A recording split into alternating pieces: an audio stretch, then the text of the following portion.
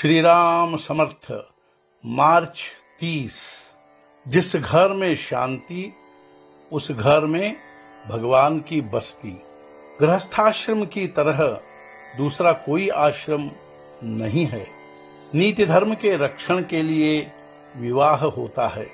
जिस घर में शांति होती है उस घर में भगवान की बस्ती होती है।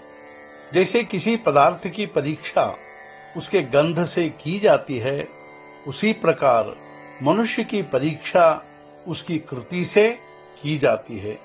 किसी का भी घात नहीं करना चाहिए। हमारा बर्ताव बिना घात किए होना चाहिए। उसी को सभ्य कहा जाता है जो स्वावलंबन से अपना हित कर लेता है। कभी निराश न होते हुए कार्यरत रहना चाहिए, उसी से सफलता मिलती है। व्यवहार करते समय प्रयत्न में त्रुटि नहीं होनी चाहिए। अपनी गृहस्थी में कोई दोष न हो। मन में किसी प्रकार के रोग का भय न रखते हुए रोग के उपचार करते रहना बहुत आवश्यक है। और मन कभी उदास या निराश नहीं होना चाहिए। नातेदार, मित्र, सज्जन आदि लोगों के अधीन न होते हुए उनका समाधान करना चाहिए। शुद्ध चित्त रखकर सबसे प्रेम भाव से व्यवहार करना चाहिए। जहां अपनत्व होता है वही प्रेम निर्माण होता है। जिस घर में स्वार्थ का प्रमाण बढ़ता है उस घर में संतोष कम हो जाता है। परिवार में ही अपितु सर्वत्र मन रखने पर प्रत्येक को सुख प्राप्त होता है। राम का ध्यान करके पति पत्नी को सुख से गृहस्थी चलानी चाहिए। दोनों को प्रेम से रहकर प्रसन्नता से व्यवहार करना चाहिए। किसी को चिंता होगी ऐसा न करे और एक दूसरे को दुख हो ऐसा भी न हो।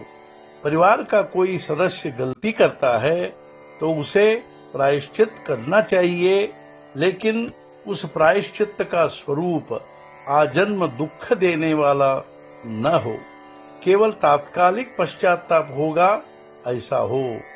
किसी से भी अयोग्य कर्म नहीं होना चाहिए, लेकिन भूल से यदि हो गया तो उसे सुधारने का प्रयत्न हो। सब उससे ऐसा व्यवहार करे कि जिससे उसमें सुधार होगा। शुद्ध आचरण हो। एक पत्नी व्रत का पालन कड़ाई से हो। प्राण की बाजी लगाकर व्यभिचार से दूर रहना चाहिए। कोई भी व्यसन नहीं होना चाहिए। नीच की संगति न करे। बुरा काम न करे। घर के दोष किसी से न कहे। किसी का भी विश्वासघात न करे। अपनी प्रतिष्ठा स्वयं ही रख ले। किसी का दुख देखकर मजा न करे। शरीर व्याधि निर्माण हुई तो त्रस्त न होकर शांति से उसे सहे। यदि किसी पर उपकार किया हो तो उसको प्रकट नहीं करना चाहिए।